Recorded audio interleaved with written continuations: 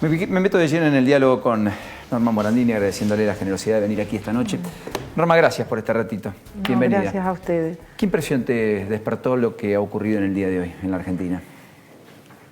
Decir tristeza, qué día largo que no termina de pasar, porque la sombra de intolerancia y de autoritarismo está oscureciendo la democracia.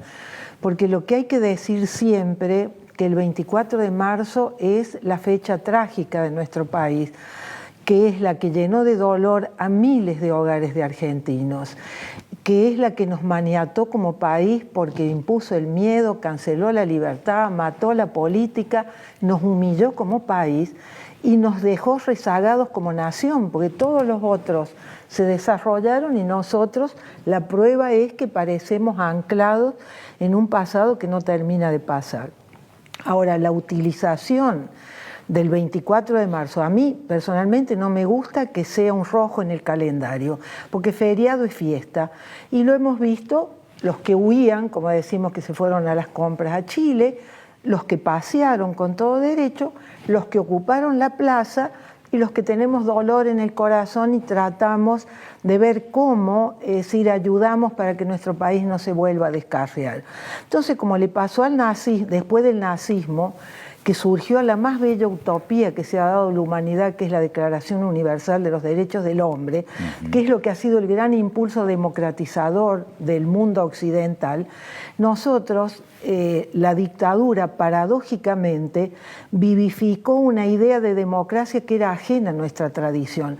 Yo pertenezco a la generación que no creía en la democracia, porque era un valor burgués, creíamos en la revolución, es decir, una generación que apoyó la violencia política, que es lo que nos hizo que desencadenó en el golpe. Entonces, no hemos instaurado una verdad histórica. Esto es lo que a mí me impresiona. Yo cuando venía para acá pensaba, ¿qué hacemos de manera común? Porque esto que cada pedacito de argentino ha hecho algo, pero no hemos hecho la común unidad, que es comunidad. Yo digo, ¿qué hubiera pasado si a lo largo de todos estos años hacíamos una liturgia, hacíamos 5 minutos de silencio, la cadena nacional aparecía y nos recordaba sin partidos, con austeridad, sin golpes bajos, sin adoctrinamiento, recordándonos qué pasó ese 24 de marzo, que canceló la democracia, que llenó de dolor el país, al punto tal que todavía sus consecuencias siguen perpetuándose en las nuevas generaciones. Yo tengo personalmente he tratado de entender qué nos pasó, es lo que decía Primo Levi, si entender es imposible, conocer es indispensable. Entonces, ¿para qué se evoca? Evocamos para aprender, no para hacer venganza. Entonces, ¿Usted cree que hubo más venganza que yo creo memoria que sí, porque y está aprendizaje? distorsionada la verdad, porque no se pueden glorificar los años 70. Eso es una tragedia, porque no se pueden invocar los muertos y no respetarnos. No se puede hablar de derechos humanos e incitar al odio y a la violencia, condenado por el Pacto de San José de Costa Rica. No se pueden invocar los derechos a reclamar, a la huelga, y no creer en la democracia que le da fundamento a esos derechos. Tenemos derechos porque tenemos democracia. Entonces hay como una esquizofrenia. No se puede utilizar un día que nos pertenece a todos para hacer legítimamente lo que se tiene que hacer en la disputa política. Pero me da la impresión que el lugar de la reconciliación, que es la legalidad democrática, no hemos logrado eso. Porque decir, ¿qué tenemos? Tenemos democracia. Hemos tenido dirigentes sensatos que nos pusieron en la Constitución todos los tratados internacionales de derechos humanos, que no son de izquierda ni de derecha, claro. Son un valor que todos los gobernantes están obligados a cumplir. No es el gobernante buenito que va por la vida distribuyendo derechos. Los derechos son inherentes a la condición de la persona.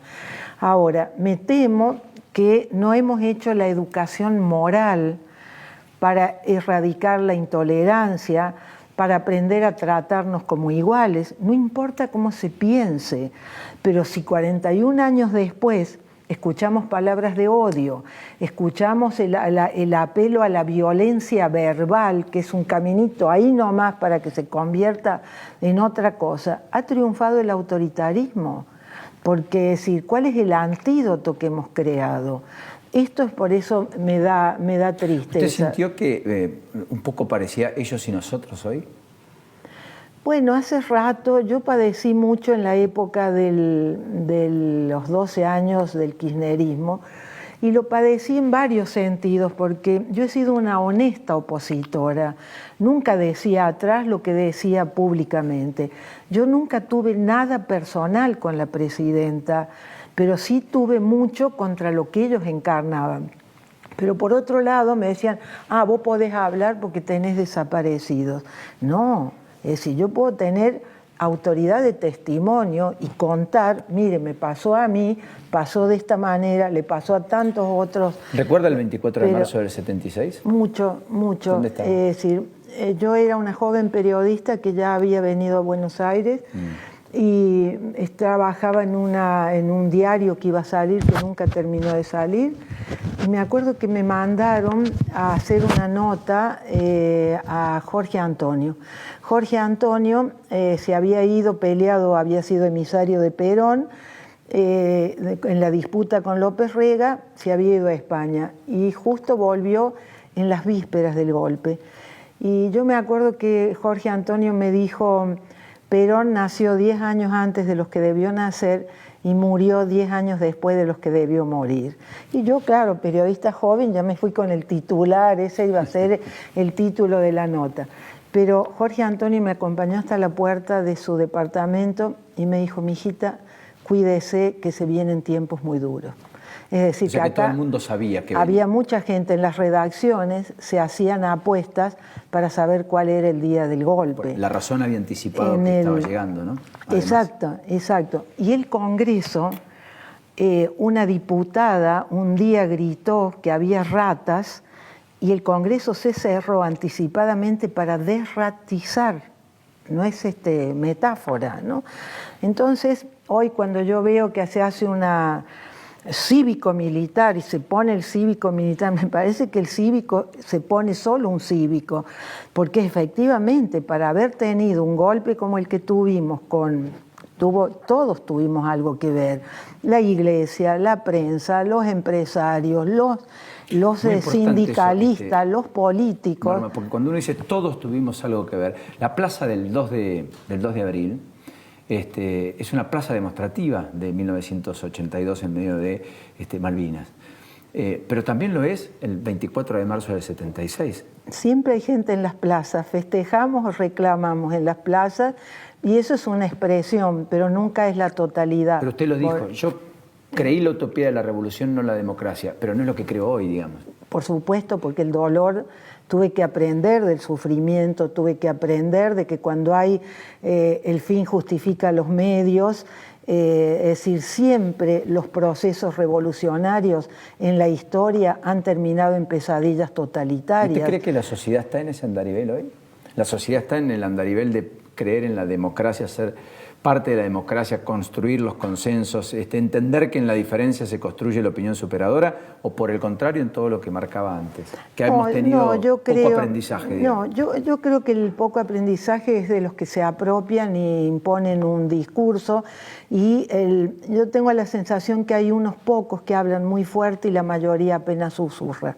Pero en el corazón de la mayoría hay una intuición de que el camino elegido es la democracia, que lo que está en juego muchas veces es la democracia, porque es el único sistema que legitima el conflicto, porque tenemos la caída del muro de Berlín, del que hay que aprender, porque el fin no justifica los medios. Uno puede querer, se invoca la pobreza, pero se utiliza la pobreza para hacer disputa partidaria política. Entonces me parece que no hemos incorporado todos en nuestros corazones profundamente el nunca más. Yo creo que el no tener alusión a Alfonsín hoy, a la CONADEP, que combatió y batalló como pocos, al fiscal Estracera, que indagó sobre 281 casos para poder poner presos a los jefes de la dictadura militar, Fiscal que, por otra parte, por eso le había pedido al equipo de producción, necesitamos poner las fotos. Los que, como yo, nacimos en el 76, nos contaron, no vivimos, que somos más de la mitad de los argentinos, por otra parte, hoy. Necesitamos saber que este tipo, cuando Carlos Menem decreta el indulto, participaba y era el exponente sobre los derechos humanos de la Argentina en Ginebra, y se fue, pegó un portazo, renunció, nadie le pidió la renuncia, se fue. Dijo, no, yo eso no lo puedo validar, porque yo fui el que instruyó una investigación como fiscal, sin la cual no se hubieran sentado en el banquillo ni se hubiera permitido la prisión de aquellos que habían cometido las atrocidades que cometieron. Y esto es lo que hay que contarle a los jóvenes, porque se les ha falsificado la historia. Yo creo que tenemos que finalmente instaurar la verdad histórica, es decir, sin calificativos. Hay que pensar que cuando fue el juicio de las juntas, no apoyado, por ejemplo, por el peronismo, la CONADEP, el peronismo no quiso participar, había que tener coraje, porque los jueces no sabían si la democracia iba a durar. Año 85, había que tener coraje para ir y escuchar, como escuché hoy, un relato de Magdalena Ruiz Guiñazú, cuando van por primera vez a la ESMA, con los sobrevivientes a los que se les había quitado todo y se tuvieron que sobreponer a su propio dolor y volvieron vendados a la ESMA a tocar para ver si no se había modificado, es decir, dónde los habían tenido encerrados. Yo estuve los 6 meses en el juicio de las juntas y estuve todos los días, escuchando más de 800 testimonios. Entonces, ese rompecabezas macabro del terrorismo de Estado tuvo ese final, es decir, no quiero decir maravilloso porque es doloroso, el Nunca Más, que fue una pieza no solo jurídica, no recordamos Somigliana, que fue un dramaturgo que ya no está, fue el que escribió, que es una pieza, es decir, que hay que leerla. El mayor consenso al que llega nuestro país es el Nunca Más. De modo que cada generación va a tener que preguntarse a qué le dice Nunca Más. Y yo creo que a lo que hay que decir siempre y que no sea cada vez menos audible, nunca más a la violencia política, porque la violencia política desencadena en pesadillas totalitarias. No hay un grupo de iluminados que nos dicen al resto cómo tenemos que vivir.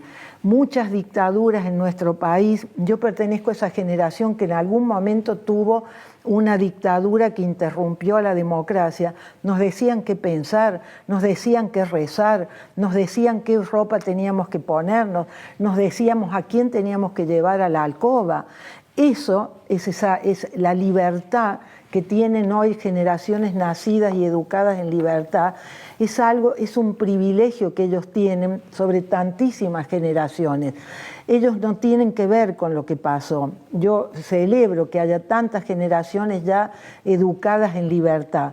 Ahora, como aquel poema de Bertolt Brecht, sí, claro, yo pido clemencia cuando juzguen la Argentina que les dejamos, pero les recuerdo, miren de lo que se salvaron.